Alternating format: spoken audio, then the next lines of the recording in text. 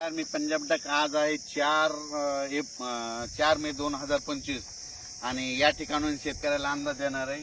तर पाहू शकता की सगळे आम्ही शेतीची कामे केलेली आहेत. तुम्हाला सांगतो इकडं जमीन इतकी भुसभुशीत आहे की चालताना सुद्धा म्हणजे दम येते, इतकी भुसभुशीत आहे. आणि आम्ही जमीन नांगरत नाहीत. नांगरल्याच्या नंतर काय होते, जमीन पिकत नाही, म्हणून हे इतकी भुसभुशीत करतो. म्हणजे पाहू शकता की किती भुसभुशीत आहे. आणि हा सगळा सेंद्रिय कर्ब आहे. तर या ठिकाणून महाराष्ट्रातल्या शेतकऱ्याला अंदाज देणार आहे. राज्यातल्या सर्व शेतकऱ्याला सांगितलं की मी म्हणलो होतो की तुम्ही काय करा, 3 मे पर्यंत तुमचा कांदा झाकून घ्या. कारण की काल बघितलं ना, चंद्रपूर भागामध्ये खूप ठिकाणी पाऊस झाला, त्यांच्या धान्याचं खूप नुकसान झालं. तर आता आज आहे 4 मे. तर आज तुम्ही बघा, आज नंदुरबार भागाकडे लगेच टीव्हीला बातमी येईल की आज नंदुरबारकडे खूप पाऊस पडला, म्हणून हा अंदाज लक्षात येतात. पण राज्यातल्या शेतकऱ्याला सांगतो की राज्यामध्ये काय झालं, गुजरातकडे खूप पाऊस पडणार आहे. त्याच्यामुळे काय होणार आहे, आज नंदुरबार म्हणजे आज 4 मेला नंदुरबारकडे पाऊस येणार आहे. 5 मेला परत तो नाशिककडे येणार आहे. 6 मेला लगेच पुन्हा मराठवाड्याकडे येणार. 7 ला पुन्हा परत विदर्भाकडे जाणार आहे. 8 ला परत म्हणजे भाग बदलणार आहे. म्हणजे असं किती 6 मे पासून ते जवळपास 13 मे पर्यंत दररोज 2 दिवस ह्या भागात, दुसऱ्या दिवशी त्या भागात, पुन्हा ह्या भागात, ह्या भागात, म्हणजे दररोज भाग बदलत सर्वदूर नाही पडणार, पण अवकाळी असणार आहे, म्हणून हा अंदाज लक्षात यायचा. आणि सर्वांसाठी आनंदाची बातमी की तुम्हाला एक सांगतो की यावर्षी मान्सूनला असं पोषक वातावरण समुद्रामध्ये आत्ताच तयार झालंय. म्हणजे यावर्षी चांगला पाऊस पडणार आहे, लवकर देखील येणार आहे, वेळेवर येणार आहे, म्हणून हा अंदाज लक्षात येतात.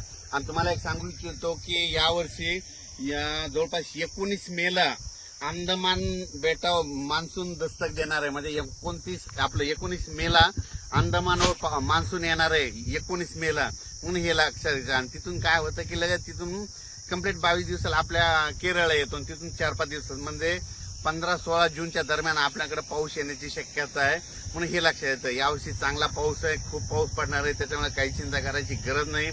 शेतकऱ्याला परत एक अंदाज देतो.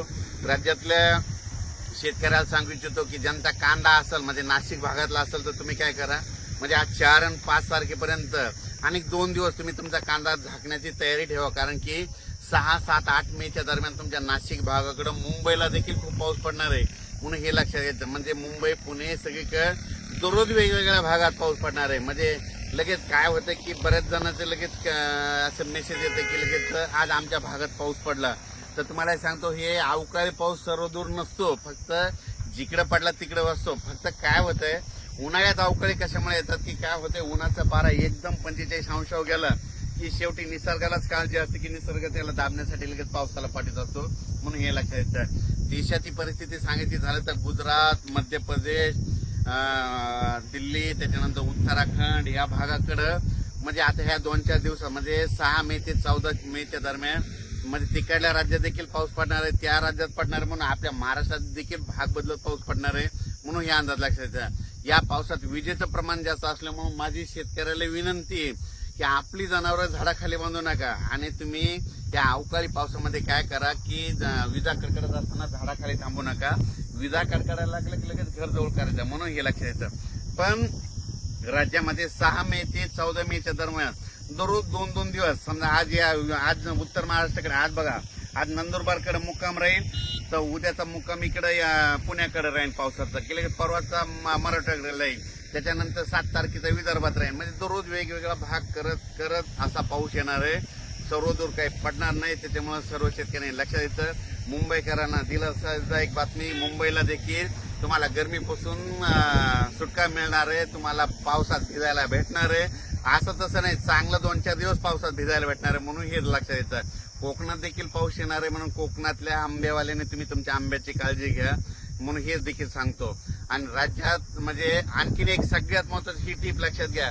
आता हे मे महिन्यामध्ये समजा जर आमच्या हे गुगळी धामणगावला पाऊस पडला आणि सेलूला पाऊस नाही पडला या महिन्यामध्ये अवकाळी, तर येणाऱ्या पावसात आमच्या गावाला दररोज पाऊस पडणार आणि बाजूच्या गावाला सोडून देणार. म्हणजे त्या गावाला पडणार पण थोडा कमी पडणार. पण जिथं उन्हाळ्यामध्ये जास्त पाऊस पडतो ना, त्या भागाला पावसाळ्यात पाऊस जास्त पडतो, आणि जे भाग सोडून देतो ते भाग मध्ये सोडून देतो, हे लक्षात येतं.